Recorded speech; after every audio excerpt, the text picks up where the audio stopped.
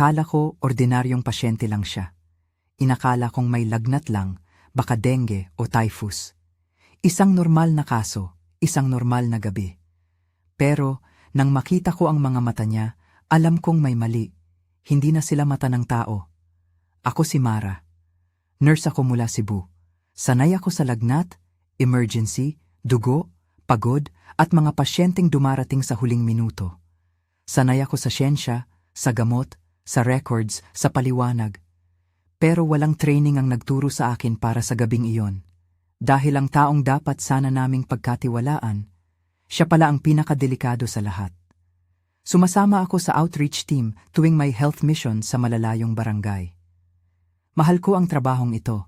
Masarap sa pakiramdam ang magbigay ng gamot, magturo ng tamang hygiene, at makita ang pag-asa sa mukha ng mga tao kapag may napipigilang sakit. Pero ang biyahe na iyon ang babago sa pananaw ko tungkol sa sakit, takot, at sa mga bagay na hindi madaling ipaliwanag. Tinawag kami sa isang barangay na halos 2 oras pa ang layo mula sa kalsada. Putik ang daan. Hirap makapasok ang sasakyan. Walang ambulansya ang basta makakarating. Bago pa kami dumating, may kumakalat ng balita tungkol sa kakaibang sakit. Malalaking pantal. Paulit-ulit na pagsusuka. Tulog na parang hindi nakakapagpahinga. Mga matang walang sigla. Mga pamilyang hindi na alam ang gagawin. Pero hindi iyon ang pinakanakakatakot sa kanila. May mga nagsasabing may nagbago raw sa ilang tao. May nakita raw sa bundok na hindi na normal ang kilos. May mga nakatitig lang sa dilim na parang may hinihintay. Takot ang nauna bago pa ang diagnosis. Ang barangay kapitana, si Kapitana Lina, ang humingi ng tulong sa LGU. Kami ang ipinadala ng health office para magdala ng gamot at magsagawa ng assessment. Kasama ko sina Bento at Martin, mga matagal ko nang kasama sa outreach. Si Bento tahimik pero mabilis kumilos. Si Martin naman ang laging nagpapatawa kapag mabigat na ang sitwasyon. Kasama rin namin ang ilang tanod at volunteers. Pagdating namin, sinalubong kami ng mahabang pila. May buntis, may lola, may batang nakapikit habang nakasandal sa ina. May mga taong pagod na sa pagpila pero mas pagod na sa takot. Doon ko unang nakita si Lenlen. Kilala siya sa barangay bilang Reyna Elena sa mga pista. Masigla raw dati, pero nang gabing iyon halos hindi niya maitaas ang ulo niya. Mahina ang paghinga, nanginginig ang kamay. Tiningnan ko ang rashes, sinukat ang pulso, inayos ang fluids. Hinawakan ko ang kamay niya para tiyaking may tibok pa. Sinabi ko sa kanya na magpahinga lang muna. Hindi ko pa alam noon na si Lenlen ang magiging sentro ng lahat. Sa simula, maayos ang takbo ng misyon. Nagbigay kami ng health education, nag-organisa ng impormasyon tungkol sa bakuna, namigay ng gamot para sa lagnat at dehydration support. Ginawa namin ang mga dapat gawin. Pero bilang nurse, hindi lang ako nagtitingin ng vital signs, nakikinig din ako. At halos pare-pareho ang sinasabi ng mga tao. May nag-iba sa amin kahapon. May nakita kaming naglalakad sa bundok na hindi tao ang kilos. May tumatawag sa gabi kahit walang tao sa labas. Pinilit kong manatiling propesyonal. Maraming sakit ang nagpapahina ng katawan at isip. Maraming takot ang nagpapabago ng kwento. Alam ko iyon. Pero bilang tao rin, may kinikilabot ako. Dumating si Doc Gonzales mula Maynila matapos ipatawag ng barangay. Maganda ang dating niya. Maayos magsalita, kumpleto sa gamit. May dalang maleta ng gamot. Mabilis siyang nagbigay ng paliwanag tungkol sa supportive care at containment. Kumpiyansa ang boses niya. Para sa maraming tao, siya ang sagot na hinihintay nila. At sa unang tingin, naniwala rin kami. Sa loob ng 2 araw, bumaba ang lagnat ng ilan. Humupa ang pagsusuka ng iba. Nagkaroon ng pag-asa ang barangay. Nagpasalamat ang mga pamilya. Para bang dumating na ang solusyon. Pero minsan, ang pinakamapanganib na bagay ay iyong mukhang sagot. Sinubukan kong obserbahan ang epekto ng mga gamot gaya ng ginagawa ko lagi. Dahil limitado ang equipment, umaasa kami sa symptoms at progression. Kung bumubuti, itutuloy namin. Kung lumalala, babaguhin ang plano. Pero hindi pare-pareho ang pattern. May gumagaling, may lumalala, may tila maayos sa umaga pero kakaiba pagsapit ng gabi. Doon nagsimula ang una kong pagdududa. Sa ikatlong gabi, akala ko overworked lang ako. Kulang sa tulog, pagod. Pero nanaginip ako ng sobrang linaw. May alulong na hindi hayop at hindi tao. May mga anino sa pagitan ng mga puno. At may isang lalaking nakaputing coat na dahan-dahang lumingon sa akin. Nang makita ko ang mukha niya, ang mga mata niya ay parang pininturahan ng dilim at nagningning ng hindi natural. Nagising akong pawis ang kamay at mabigat ang dibdib. Sinabi ko sa sarili ko, stress lang ito. Pero hindi lang ako ang may nararamdaman. Lumapit sa akin si Mang Tihano, ang albularyo ng barangay. Hinawakan niya ang braso ko habang nag-aayos kami ng supplies. Hindi basta-basta ito, nurse. May gumagalaw sa paligid. Ayaw kong pag-awayin ang modernong gamot at ang kaalaman ng matatanda. Pero kailangan ninyong magbantay. Ipinakita niya ang isang langis na kulay itim, halo ng abo at mantika. Tinawag niya yung bangislaw. Ayon sa kanya, hindi raw iyon panggamot. Panglantad daw iyon. Parang salamin na nagpapakita ng tunay na anyo ng nagtatago. Bilang nurse, natural lang na mag-alangan ako. Pero hindi ko rin pwedeng baliwalain ang takot ng komunidad. Kaya tinanong ko siya kung paano iyon ginagamit. Mahaba ang paliwanag niya. Mga kwento ng ninuno, mga lumang babala, mga panahong may kakaibang nangyayari at kailangang ilantad ang pinagmumulan. Hindi niya sinabing kapalit iyon ng medisina. Sinabi niyang minsan, kailangang magtulungan ang dalawang mundo. Doon nagsimula ang tensyon. Hindi sa pagitan ng tao at multo, kundi sa pagitan ng dalawang paraan ng paniniwala. We should rely on evidence-based medicine, sabi ni Doc Gonzales sa Barangay Hall. May mga bagay na pinatunayan na ng ating mga ninuno, sagot ni Mang Tihano. Tahimik lang ang iba. Ako ang nasa gitna. Alam kong maraming sintomas ang may medikal na paliwanag. Pero alam ko ring hindi mo mapapakalma ang takot ng tao sa lecture lang. May ilang pasyenteng bumuti sa gamot. May ilang parang lalong nagbago ang ugali. Posibleng side effect, sabi ko. Posibleng maling dosage. Posibleng ibang infection. Pero, sa totoo lang, hindi ko rin sigurado. At lalo akong nagulo nang dumating si Evelina. Ex ko siya. Matagal na kaming hindi maayos bago pa ako mag-nursing. Pero nasa barangay siya dahil may kamag-anak doon at tumutulong din sa operations. Professional kami sa harap ng iba pero maraming hindi nasabi sa pagitan namin. Napansin kong madalas siyang malapit kay Doc Gonzales. Tuwing briefing, tuwing rounds, tuwing may usapan, maaaring trabaho lang iyon. Pero may kakaibang bigat sa pakiramdam ko. Isang gabi, may tanod na nagsabing nakita raw niya si Doc Gonzales sa gilid ng gubat. Mag-isa. Hating gabi. Sa simula, hindi namin sineryoso. Pagod ang lahat. Mataas ang emosyon. Pero may sumunod pang testigo. Isang matanda, isang bata, isang magsasaka. Magkakaiba sila ng kwento. Pero iisa ang dulo. May kakaiba raw sa kilos ng doktor. May ngiti raw na hindi normal. May galaw raw na hindi pangkaraniwan. Doon lumaki ang hinala. Bumuo kami ng maliit na team para magmasid. Hindi para manakit, hindi para maghusga agad. Gusto lang naming malaman ang totoo bago tuluyang lamunin ng takot ang buong barangay. Sinubukan naming kuhanan ng litrato ang kwarto ni Doc habang siya ay nag-iisa, ilang beses. Pero laging may sabit, malabo ang focus, biglang namamatay ang ilaw. May tunog na nakakagulat, parang laging may pumipigil. Pagkatapos ng ikalawang gabi, dinala ni Mang Tihano ang maliit na bote ng bangislaw. Ipahid ninyo sa pintuan, hindi sa tao, sa daanan lang. Makikita ninyo ang tinatago. Ang una kong naisip ay ethics. Wala ba itong paglabag? Pero sinabi ni Kapitana na pumayag ang komunidad. Delikado na raw ang sitwasyon. Kailangan ng sagot. Kaya bago kami kumilos, sinabi ko sa grupo, walang mananakit, walang vigilante justice. Kung may totoong krimen, tatawag tayo ng autoridad. Pero may karapatan ang barangay na protektahan ang sarili. Nang gabing iyon, ako, sina Bento, Martin, at dalawang tanod ang lumapit sa bahay ng doktor.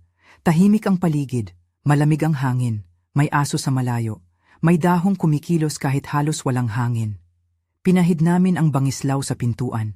Hindi ako naniniwala ng buo, Pero hindi ko rin maipaliwanag ang sumunod. Parang nag-iba ang liwanag sa loob ng bahay. Hindi totoong ilaw, pero nag-iba ang kulay ng mga anino. Kinuha namin ang litrato. Malabo pa rin, pero may hugis na hindi namin maipaliwanag. At nang lumabas si Doc Gonzales at nakita ang pintuan, nagbago ang mukha niya. Ang mga mata niya ay kumislap sa paraang ayokong maalala. Hindi siya umalis ng bahay buong gabi. Nagreklamo siya kinabukasan tungkol sa tangkang pagnanakaw, pero may mga nakakita raw ng marka sa sahig, mga gasgas, mga bakas ng pagkiskis. Lalong dumami ang tanong, kung inosente siya, bakit ganoon ang reaksyon niya? Kung guilty siya, ano talaga siya? Kinabukasan, mainit ang usapan sa barangay hall. May gustong ipatigil ang gamot mula sa labas.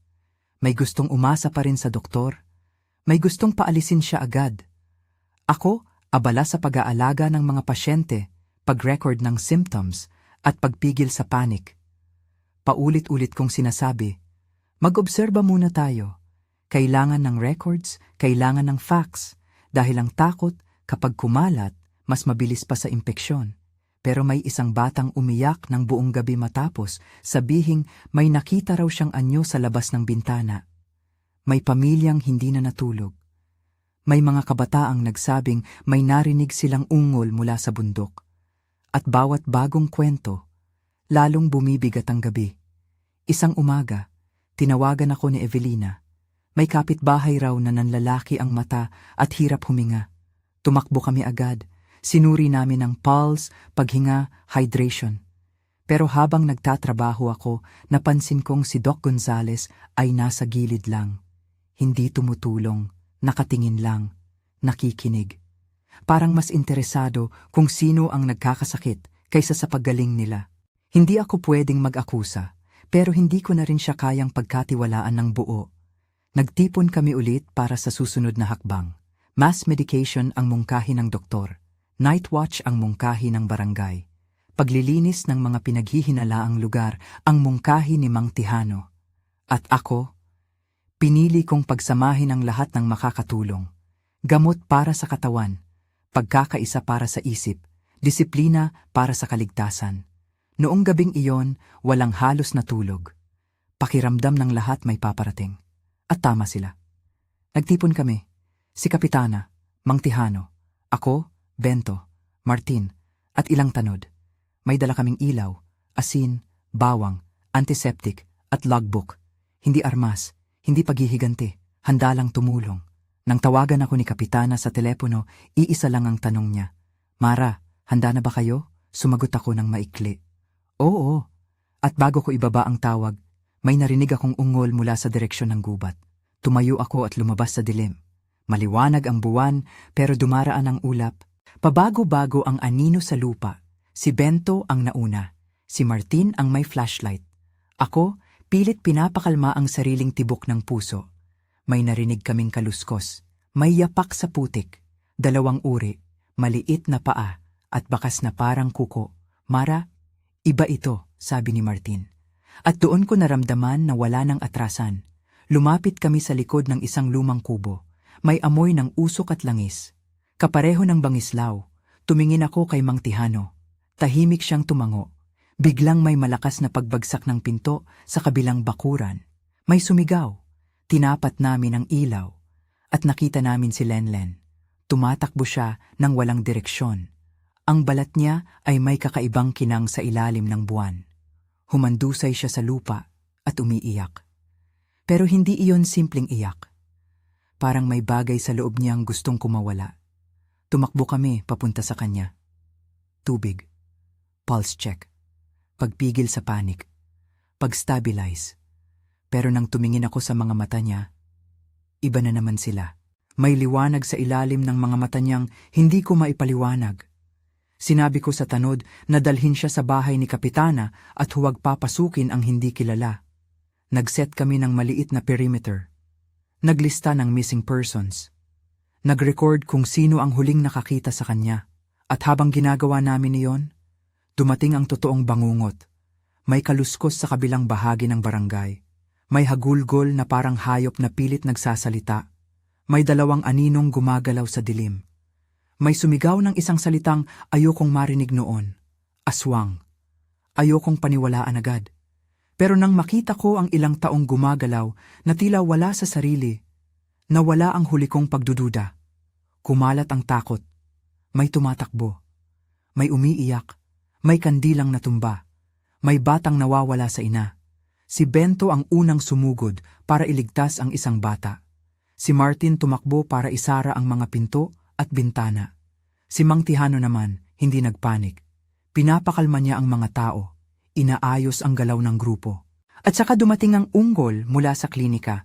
Lahat kami napatingin. Dahan-dahan kaming lumapit. Naghalo ang liwanag ng sulo at flashlight sa pader. May bakas ng langis. May mga gamit na nakakalat. May pader na may mga guhit na hindi namin maintindihan. At sa gitna ng katahimikan, bumukas ang pinto. Lumabas si Doc Gonzales. Hanggang ngayon, hirap akong ilarawan ang nakita ko. May mali sa galaw niya. Parang hindi tugma ang katawan sa sarili niyang buto. Masyadong mabilis ang ilang kilos. Masyadong baluktot ang iba. Tumingin siya sa amin at muling nagningning ang mga mata niya. Huwag kayong papalapit, boses niya yon. Pero may ibang bagay na nakasingit sa tono. Bigla siyang bumagsak sa tuhod, nag-ungol. At sa isang iglap, wala na ang doktor na kilala namin. Nagkagulo ang lahat, may sigawan, may umatras, may sulo na nalaglag at nagliyab sa gilid. May batang umiiyak ng ubod lakas. Si Evelina nasa likod ng haligi, nanginginig pero hindi umaalis. May isang tao ang nasugatan sa mabilis na pag-atake. Tinawag ko agad ang triage, bandage, pressure, hydration, focus. Sa gitna ng gulo, may volunteer na kumuha ng lubid habang ang mga tanod ay pilit siyang pinipigilan. Hindi para patayin, para pigilan ng panganib. Matagal ang 5 minuto kapag akala mong may mamamatay. Sa wakas, humina rin ang galaw niya. Bumigat ang paghinga. Unti-unting bumalik ang katahimikan. Naglagay kami ng asin sa mga pintuan. Nagbitin ng bawang. Hindi dahil iyon ang lunas, kundi dahil kailangan ng mga tao ng pakiramdam na may kontrol pa sila. At minsan, sapat na yon para hindi tuluyang mabasag ang loob ng komunidad. May mga lumuhod at umiyak. May tumulong sa sugatan. May naghahanap sa anak. At nakita ko si Evelina na yumakap sa isang batang nanginginig. Hindi niya inisip ang sarili niya. Tinulungan niya lang ang may kailangan. Pagsikat ng araw, tahimik ang buong barangay. Pagod, wasak, pero buhay. Dahan-dahang bumuti ang ilan sa mga naapektuhan. Walang instant miracle, rest, tubig, pagkain, monitoring, gamot, pag-aaruga, at kakaibang paraan ng paghilom ng komunidad. Hindi ko sasabihing bangislaw ang nagligtas. Hindi ko rin sasabihing gamot lang. Ang nakita ko, nagtulungan ang lahat. Natagpuan si Doc Gonzales sa dulo ng klinika, wala nang galaw. May bag siya na may mga bagay na hindi agad namin maipaliwanag. Dumating ang awtoridad. May investigasyon, may tanong, may testimonya, may records. Pero hanggang ngayon, hindi pa rin sapat ang lahat para sagutin ang bawat nangyari. May nagsabing siya ang may sala. May nagsabing biktima rin siya.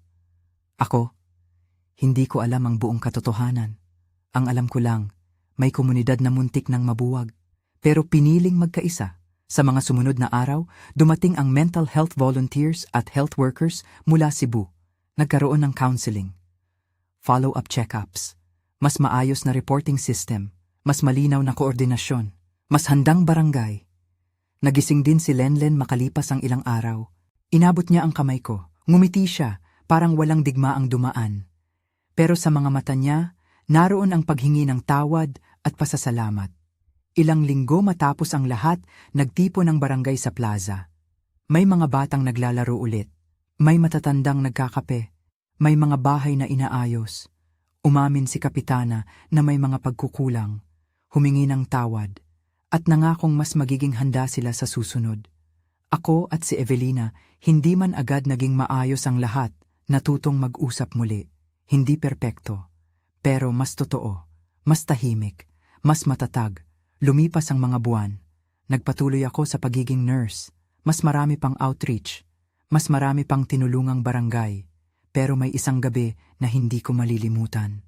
Isang taon matapos ang insidente, naglakad kami ni Evelina sa gilid ng parehong gubat.